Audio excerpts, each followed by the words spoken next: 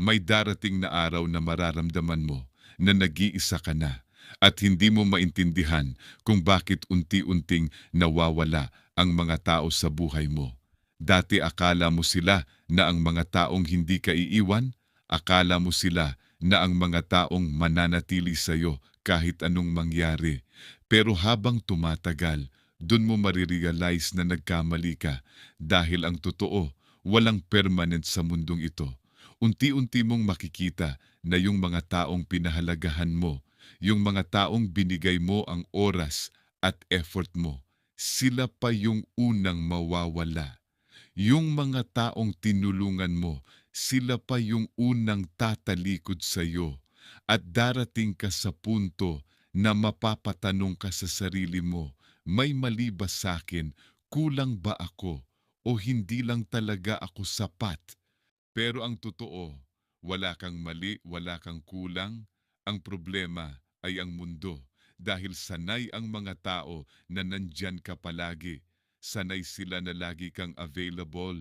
Kaya nung nawala ka, doon lang nila naisip ang halaga mo.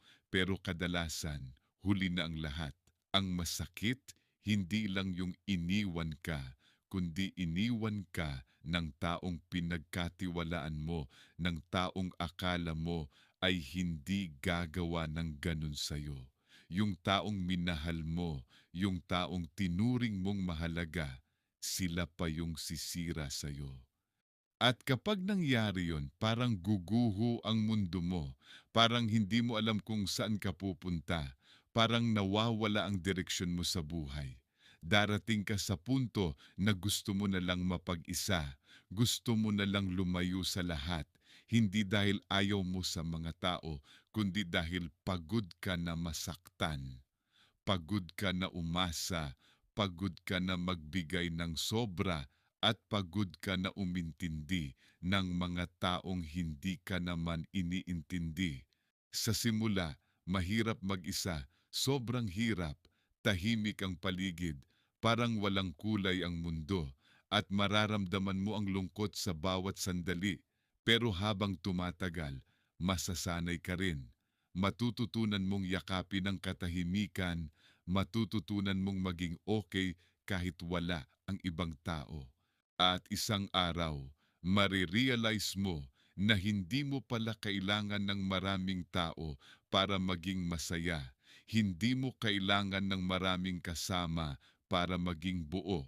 Dahil sa totoo lang, sapat ka na kahit ikaw lang mag-isa. Sapat ka na kahit walang ibang taong nandyan para sa'yo. Matututunan mong mahalin ng sarili mo, matututunan mong pahalagahan ng sarili mo, at doon magsisimula ang tunay mong pagbabago. Hindi mo nahahanapin ang validation ng ibang tao. Hindi mo na kailangan ng approval nila para maramdaman na may halaga ka. Unti-unti mong ititigil ang paghabol sa mga taong hindi ka pinipili dahil maintindihan mo na ang taong tunay na mahalaga ka ay hindi ka iiwan. Hindi ka niya pababayaan at hindi ka niya papahirapan. Kapag mahalaga ka sa isang tao, mananatili siya kahit mahirap, kahit may problema, kahit may dahilan para umalis, pipiliin pa rin niyang manatili. Kaya kung iniwan ka, hindi ibig sabihin na may mali sa'yo. Hindi ibig sabihin na kulang ka, ibig sabihin lang nun, hindi ka niya pinili. At kahit masakit tanggapin yon, kailangan mong maintindihan na hindi lahat ng tao ay para sa iyo. Darating ang araw na magiging okay ka rin, hindi dahil bumalik sila, kundi dahil natuto ka ng mabuhay nang wala sila. Natuto kang tumayo sa sarili mong paa, natuto kang maging matatag, at natuto kang maging masaya kahit mag-isa.